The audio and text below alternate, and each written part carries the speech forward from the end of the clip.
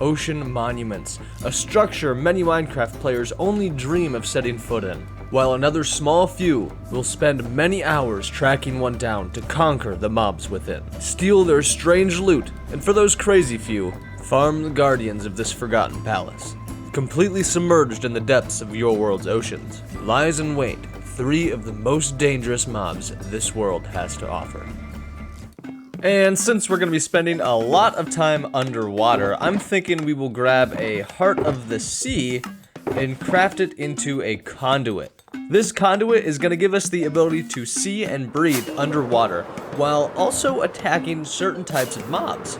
So it's the perfect partner for some ocean monument raids. The goal for today's exploration is really quite simple. We need sponges. We need a lot of sponges, and the only way to get sponges is through these ocean monuments. I would like to get at least 2 stacks, maybe 2.5 stacks of sponges. Hey, knock that off. Bad. Kinda weird though, he's the only mob in this area. I don't know where all the other guardians are. And I haven't gotten mining fatigue, which is also kinda weird. I have been all over this monument, and I haven't found any elder guardians. There's just none. There are some little guardians spawning, but this is completely vacant of the big guys. And I don't really know why. I don't think I've been here. I would have taken the sponges if I did. So that's a first. I've never had this happen before. But now that we've found the sponges and reclaimed our conduit, it's time to find another ocean monument to steal all the sponges it has too. And of course, begins the arduous journey of searching from room to room for all of our sponges. And I haven't found any yet in this ocean monument. I found them. It had some. We're good. We've made it back home, and this is our loot after raiding about 4 ocean monuments. We have just under 2.5 stacks of sponges, which is perfect. That's exactly how much I wanted. Now that we have all the sponges we need, I'm gonna take all of these empty shulker boxes that were once filled with dirt and fill them up with sand, because we are draining this swamp. I've been planning on doing this for a while, and I could never really find the motivation to just get out there and do it. And I thought with the world tour coming up, this would be kind of an interesting thing to do. I want to take out all the water up until this river and this landmass, getting rid of all of this gray water. To make draining this swamp easier, I'm going to put up a bunch of sand walls all along this swamp, about 5 wide. This is going to make it so when we take away the water with the sponges, the swamp won't automatically fill back in from water in every direction. And it's going to look a little something like this. Hopefully, this will make draining the swamp a lot easier. There's a lot of water here, and it goes pretty deep. But no matter what, we still got to get rid of it. And this is probably going to take a while. Oh my gosh, this is getting way too messy. I'm using too many sponges, and they are everywhere. There's got to be a better way to do this. I guess I'll keep going until I figure out something a little bit better and maybe a little bit easier than the random placement method. As of right now, I still got nothing. I'm still using entirely too many sponges, and I don't really know what to do. So, I guess we're just gonna keep using this many sponges. I've switched sides of the swamp, and this is a little bit more shallow over here, and it's a lot easier to clear out. I've only used about 7 sponges in this entire row, and that is significantly less. I gotta figure out how I did that with this one. There's gotta be something. It's only 3 blocks deep at its lowest section, so that's probably something to do with it. I'm sure as we move on to the next one, it's still gonna be more sponges than just 7. And like any good Minecraft player, I'm drying off my sponges in the nether. No wasted fuels with those silly little furnaces. So I noticed on this side that about 3 blocks deep works pretty well with the sponges, and I tested it over here. So I think I'm going to give that a little bit more testing and do it throughout the entire center and see how well this will work. I'm going to be giving myself a section to place the sponges on about 3 blocks down and meeting it up with any normal terrain at that depth. This should give me a little bit more efficiency when draining the water, and it'll be easily removable. So I'm going to do that on every single one of our little strips of water and see how well it works. This definitely still uses a lot of sponges, but it's a little bit more orderly and a little bit more tidy, so I think that I'm gonna keep doing this method just for its ease of use. It's not really overly complicated, and there's not really a struggle to get rid of the water using this method. The water just kind of flows where you want it to and where you need it to, which is pretty nice. We are moving along pretty dang quickly. We are just about finished with this section of the swamp. I didn't go out any further because I actually ran out of sand, but that's not the point. I think after we drain out this last little section, we might do some terraforming over here. We might try and do something else. I'm not entirely sure. There's a lot of work to be done in this entire area, so I'll probably just pick something that's on the list. But for now, let's finish out draining this swamp. I've gone ahead and removed that last little line of water, and honestly, we still have a lot to do. We've got this southern section and this northern section over on this side to get rid of. We also need to remove all of this sand. And we need to remove all the sand before we can start removing the water in this section. There's a lot left to do. So I think we're gonna remove all of the excess sand, leaving the outer walls, and start the prep work to remove this section of water. We might do something with this ocean biome as well. All of this water has to go too, but I'm not really sure what the best way to go about that is, because it's very deep water. It's going to be a lot different than draining the swamp. This is a pretty old trick for mining sand, but it's a little tricky with the timing, and I might try and think of another way to do this. I can't really use TNT, and shovels might be kind of annoying as well, but we'll see. The most important thing is all the sand has to go, and the ground needs to be saved. Yeah, I'm just gonna use my super speedy shovel. This may take a tad bit longer, but it's way easier than the torch method. So I'm just gonna stick with the shovel. Oh my goodness, that's a lot of sand. And it's kind of cool that we have grass growing in here already. It's starting to look like actual land. Not sure how the clay is gonna look in there. Might look a little odd. I don't know. I'll hold all of my opinions until it completely grows over with grass.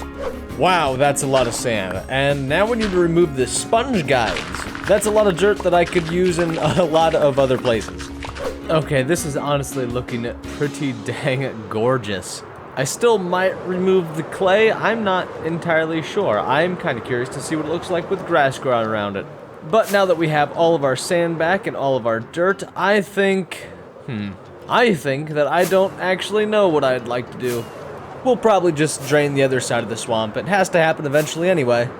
I decided that we are going to in fact try and empty out this side of the swamp. I'm still going to have a mountain over on the far side closest to the village, so I don't know if we actually need to drain that part of the swamp. But I've gone ahead and done the same thing we did over there and just did a 5-wide section, having a minimum of 3 blocks deep. We should be able to drain this one pretty quickly, and getting rid of this section is also going to blend in that area with the existing terrain, because right now we pretty much have a water wall blocking it off, and that's just going to be gone, so hopefully it'll be looking pretty good by the time we're done. Over time, I think this area is going to be extraordinarily special. I know what I have planned for this section, and I am so excited for it. Ever since something like episode 15 on this channel, I've made reference and allured to a mega tree.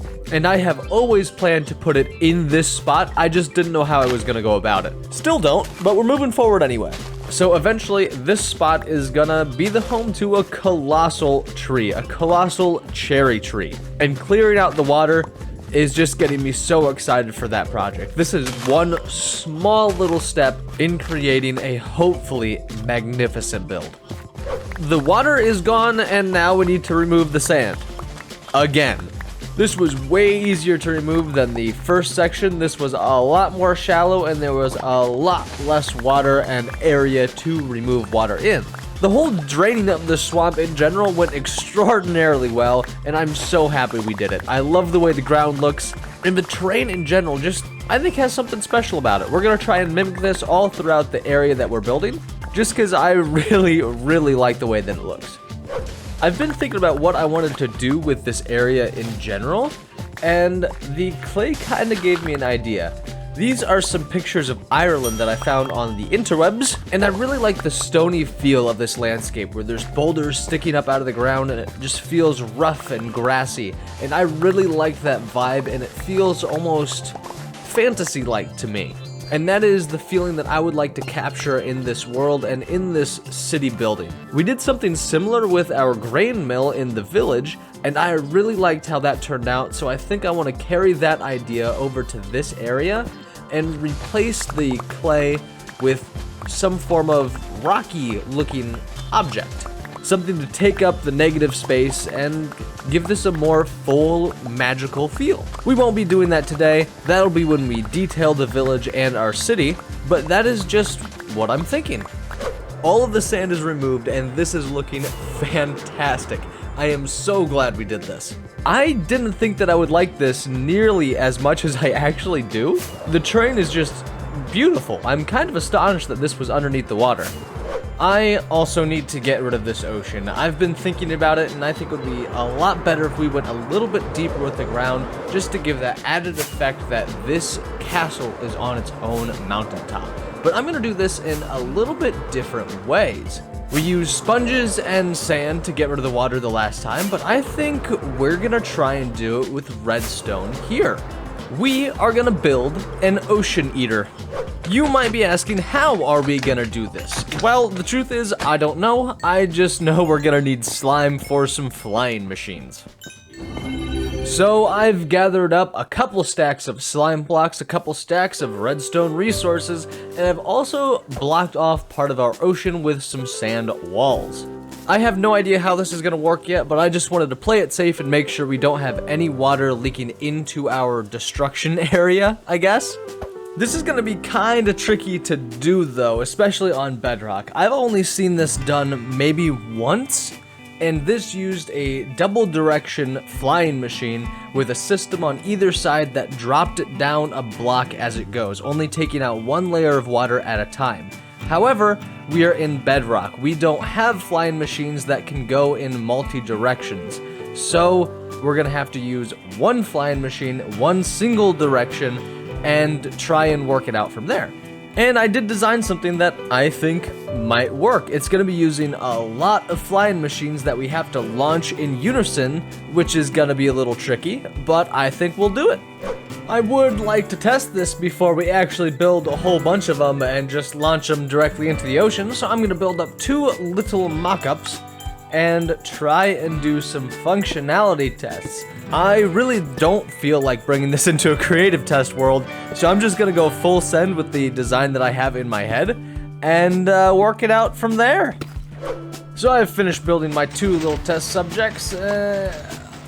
That's not right at all, is it? That is... That's not doing anything. At all. That's like a boat. That's just moving water around. That's not at all what I wanted.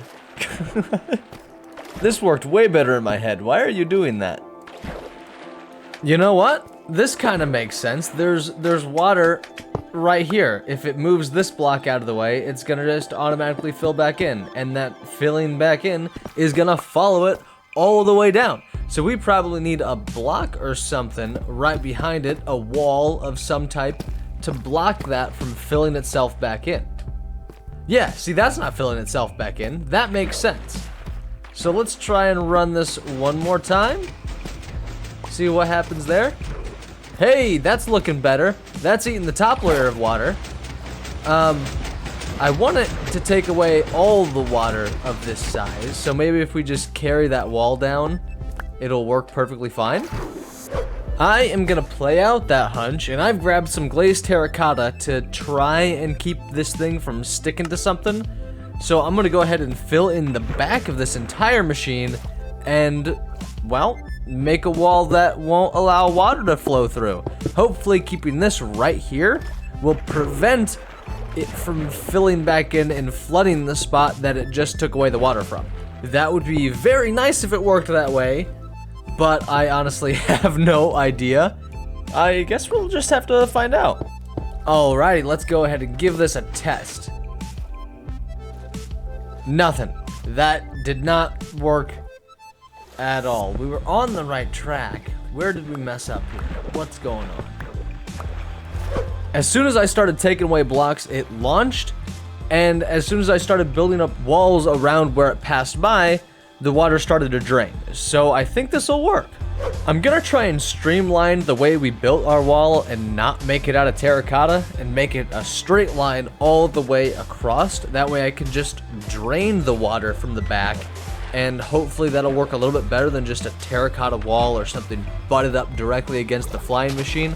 I feel like that's just asking for complications and trouble. So all of our flying machines will be butted up against this. I'm gonna activate them in sequence, and they should move in a diagonal all across the waterway. That's the idea anyway.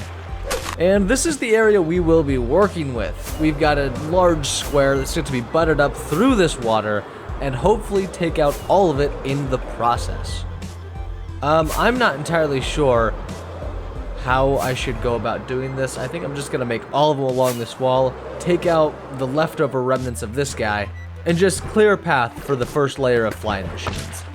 Now that we have a relatively clear path for our flying machines, I'm gonna go ahead and build them all the way down this little section here, and then prep to launch. I'm hoping that this goes well, but honestly, I don't have too high hopes for this little doohickey. But this is my first time playing around with flying machines, and I am really excited for it. Okay, I didn't plan this at all, but this whole area exactly fits 22 of these systems. That is perfect. That's kind of astounding. Like, very odd coincidence. But now it's time to add the wall sections, fins. I don't really know what you would call those top and bottom pieces. And of course, this whole thing is held together by slime blocks. I put solid blocks on the outside up against the other flying machines, so hopefully they won't interact with each other. They'll just slide right past. And for these solid blocks, I'm just going to be using deep slate. I had a lot of it, and I'm going to keep getting more of it, and I don't really have another use for it at the moment, so we're just going to use it in some redstone flying machines. I think that's all right. It looks cool, and it kind of matches the observer, so I think it's a win-win. I decided that it might be a little difficult to try and swim in front of these machines while activating them, so I'm gonna put some trapdoors in front of these back observers. That way I can swim behind the wall, flick the trapdoors in any direction, activate the flying machines, and stay out of their way. I think that'll be the easiest. It just requires a little bit of prep work.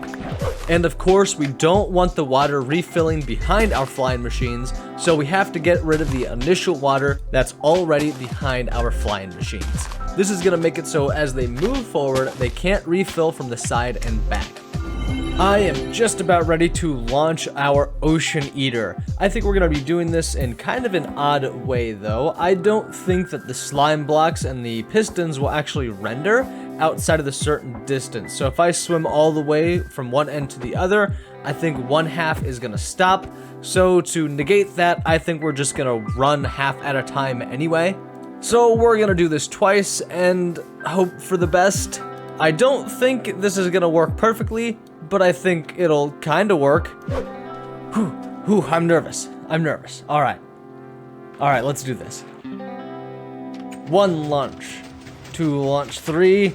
We're gonna go up to 11, and I think that'll work just fine. All of them launched successfully, and now I'm trying to get in front of them. That's kind of where I want to be to keep everything loaded, and I don't want to fall behind these. Huh. This is going surprisingly well. This is going really well. Oh my gosh. I didn't think this would work. I can't believe this. This is actually working. Wow. That is perfect. I'm a little impressed with myself. I gotta be honest here. I thought for sure this would break immediately on launch. That definitely did exactly what it was supposed to do. That took away the water perfectly. And it also stopped right about the island, giving us just enough room to put some sponges to get rid of all of it. This worked beautifully. I can't believe how well this worked. We have a clean, crisp line of water. That is That is incredible. This is starting to feel like a creative world. Oh, I can't believe how well that worked. It's so cool. Oh, I love this thing. And now we launch the second one. Oh, no, go out. Get out of here. No. Why is there a current? Oh my gosh, this is not going well. Whew, okay. All right, let's launch the rest of them. Oh, that totally messed everything up. No, no, no, oh my gosh. This thing's dangerous. So they're still working, they're still flying, everything looks dandy. Whew, okay, they're all still working. Or not? What is going on with you guys here? Okay. And you? I hope that didn't mess everything up. That's only a little unfortunate. You do the same? Yeah. Okay. Alright, now everything should be working right. Or not? Why did you guys stop? Alright. Okay. It's a little odd. Man, you too. What the heck? That is all of them. Literally all of them have stopped once. I wonder why. Why did this? What's the difference between this side and the other one that causes these to stop? There's nothing under the water. I wonder if it's just an updating issue. Okay. This one's a disaster. This is about what I was expecting for the first one. The first one got my hopes up. Alright, well, all the ones that can make it down to the end have made it down to the end. Those ones over there were kind of stuck on a little piece of land underneath the water. That's fine. I can deal with that. This worked surprisingly well. We have pretty much all the water cleared out from this. I mean, we are having a little bit of updating issues. I think I'm probably gonna have to clear out the rest of it with sand and the walls again. Or maybe I'll just do 2 on either side and shoot them off in a specific direction and get, you know, the most water I can removed. I'm not really sure what the game plan is from here. I just thought that would be something cool and fun to do, and it was. That was very fun to do. And I really didn't think it would work that well. I'm very pleased with how that turned out. But if any of you have a better ocean eater or want to take this design and turn it into something better, feel free to do so. Make this better. Run with this idea. Give me the redstone to eat oceans, please. I think redstone contraptions like this are so cool, and I want to see more things like this. I think redstone that can just destroy worlds is incredible. And I think if this was a little bit better, it would be part of that list for me. Now that we've removed all the water from our swamp and started clearing out our ocean, I think we're gonna call it an episode right here. I had a lot of fun making this episode, and I hope you had a lot of fun watching. If you did, feel free to like, share, and subscribe. A lot of the people who watch this channel aren't actually subscribed, and I would really like to see that changed. I think that would be pretty cool. But anyways, my name is Red Skies, and I hope to see you next time. Goodbye. If you made it this far in the video, thank you. I really appreciate it. And next episode is the world tour. I do them every 25 episodes, so I'm kind of looking forward to that. I think it'll be pretty cool. We've made a lot of progress since the last one. But as always, if you have any tips or tricks for using DaVinci Resolve or video editing in general, please leave a comment down below. I would love to hear your opinion.